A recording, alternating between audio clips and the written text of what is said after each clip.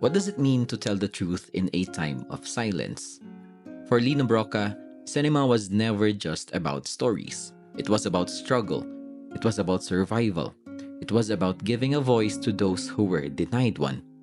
He didn't just make movies, he created mirrors, ones that reflected the grim realities of poverty, corruption, injustice, and human pain, but also hope, defiance, dignity.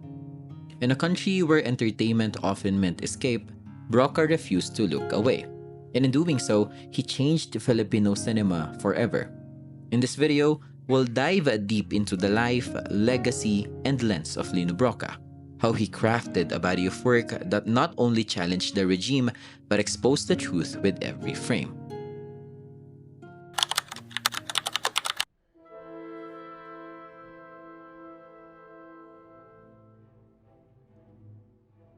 Catalino Ortiz Brocka, better known as Lino Brocka, was born on April 3, 1939 in Pilar, Sorsogon.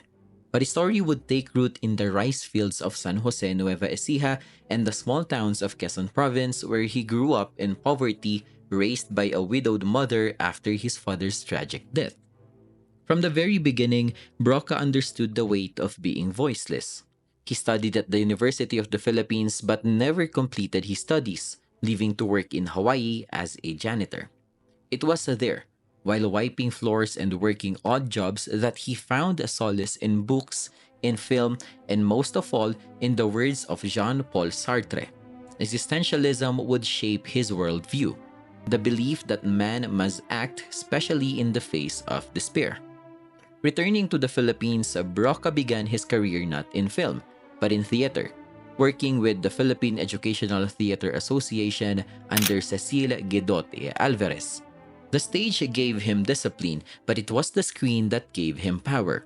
In 1970, at the age of 31, he made his first feature film, Wanted, Perfect Mother, a light comedy, almost a curiosity compared to the fire he would soon unleash. Just 5 years later, he would shake the nation with Maynila sa mga kuko ng liwanag. From that point on, there was no turning back. Brocka became the voice of a nation under martial law. Through film, he gave dignity to slum dwellers, prostitutes, laborers, and political prisoners, those often erased from the country's narrative. He was also a fierce activist. In 1983, Brocka co-founded Concerned Artists of the Philippines to defend the freedom of expression. A year later, he was arrested during a transport protest. His art and activism inseparable. Lino Brocka wasn't just a director. He was a national conscience, a mirror to power, a threat to silence. He died in a car accident in 1991 at just 52 years old. But in truth, Brocka never really left. His voice is still echoing in classrooms, in protest, in every frame of Filipino cinema that dares to speak the truth.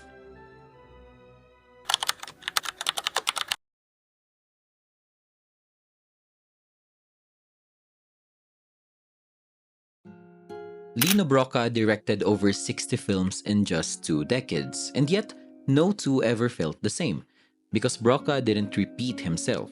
He responded to the moment, to the country, to the people. His early films were commercially safe. Titles like Wanted, Perfect Mother and Stardom in 1971 played within the system, testing the waters. But even then, Brocka's concern for identity, alienation, and class was beginning to stir beneath the surface. Then in 1975, he dropped Maynila sa mga kuko ng liwanag, a turning point not just in his career but in the entire history of Philippine cinema. This wasn't just storytelling, it was survival. Maynila chronicled the exploitation of the rural poor, the false promise of the city, and the quiet violence of capitalism. It won Best Picture at the FAMAS, but more than that, it changed how we told our stories. In 1976, Brocka became the first Filipino director to be featured at Cannes, with Insyang, a searing portrait of a slum woman hardened by betrayal and violence. It wasn't just a film, it was a scream from the margins. Brocka's Cannes streak would continue with Jaguar in 1979, Bona in 1980, and Bayan Ko Kapit sa Patalim in 1984. Each one an escalation in rage, each one a confrontation with the state. Bayan Ko was banned in the Philippines. Brocka smuggled it to France, and the world listened. He wasn't afraid to take risks, even in genre. In Angela Marcado in 1980, Brocka tackled the revenge with brutal noir-style confidence. In Cain at Abel, he adapted biblical rivalry into a scorching allegory about feudalism and machismo. By the late 1980s, his final films, such as Ora Pro Nobis in 1989, showed that even after the fall of Marcos, oppression didn't end. Ora Pro Nobis was a fearless take on post-EDSA human rights abuses, and it, too, was banned. Through it all, Brocka never stopped making films. Sometimes for commercial producers, sometimes on shoestring budgets, but always with one thing in mind: the truth. To watch Brocka's filmography is to trace the trauma, hope, and fury of an entire generation. His movies weren't escapes. They were maps, leading us through the maze of injustice and toward maybe a sliver of light.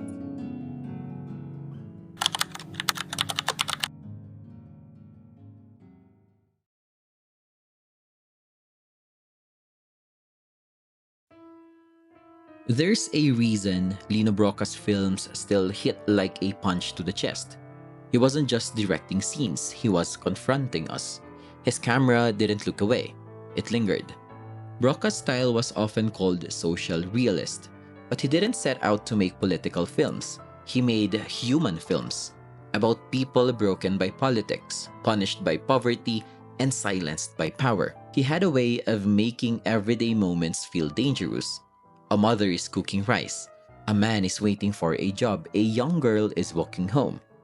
In Brocka's hands, this became ticking time bombs, loaded with the weight of what society refuses to see. Stylistically, he was raw, gritty, no frills. He used natural light, real locations, and non-professional extras. His shots weren't beautiful in a traditional sense. They were honest, and in their honesty, they became powerful. You can feel the DNA of Italian neorealism in Brocka's films, De Sica and Rossellini, but also the fire of Latin American resistance cinema. He was also deeply influenced by theater, especially from his time with Pita. His scenes often play out like stage plays, slow burns, emotionally charged, dialogue-driven. But more than anything, Brocka's greatest influence was the country itself, the Philippines. He said, "Ang inspirasyon ko'y ang realidad.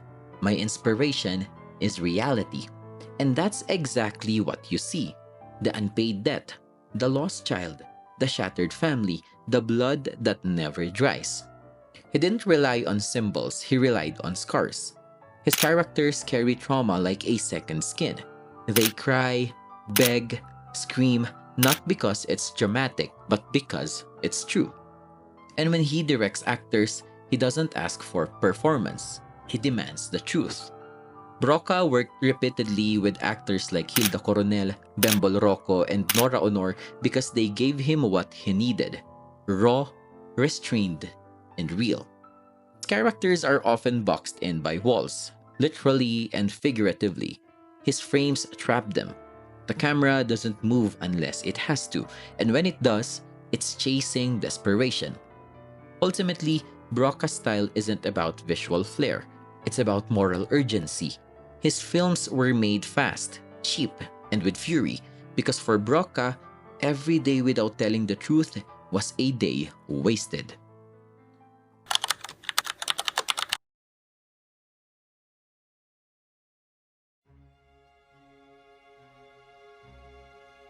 Lino Brocka didn't just change Filipino cinema, he changed how Filipinos saw themselves on screen.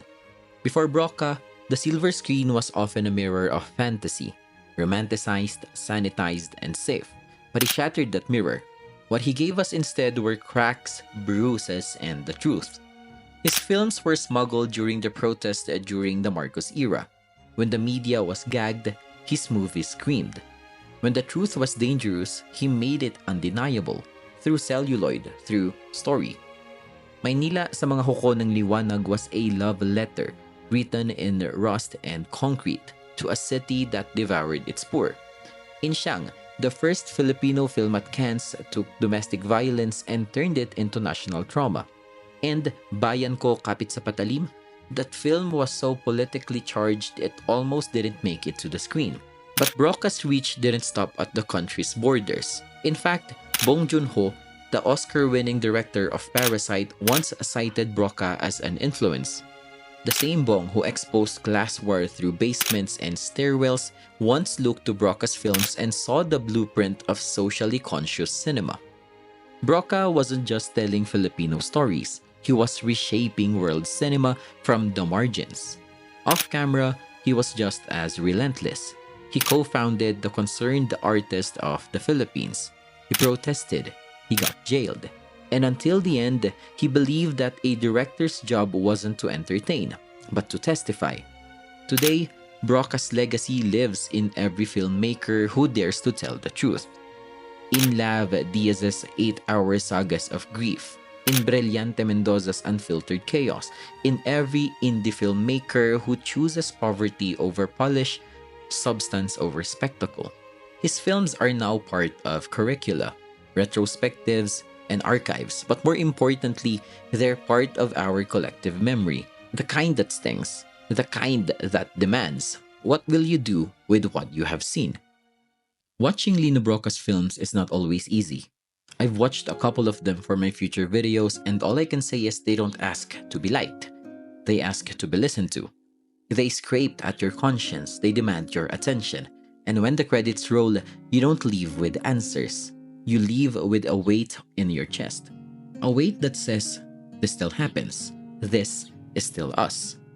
Brocka didn't just direct movies. He unveiled systems, abuse, poverty, oppression, layer by layer, frame by frame. And in doing so, he reminded us that cinema is not just an escape. It can be resistance. I think what makes Brocka's work so haunting isn't just how raw it is, but how familiar it still feels. Manila is still a city that swallows dreams. People are still trying to climb out of alleys that were never meant to let them go. And the truth still comes at a cost. But Brocka showed us something else too, that telling the truth, especially when it's dangerous, is not just brave, it's necessary.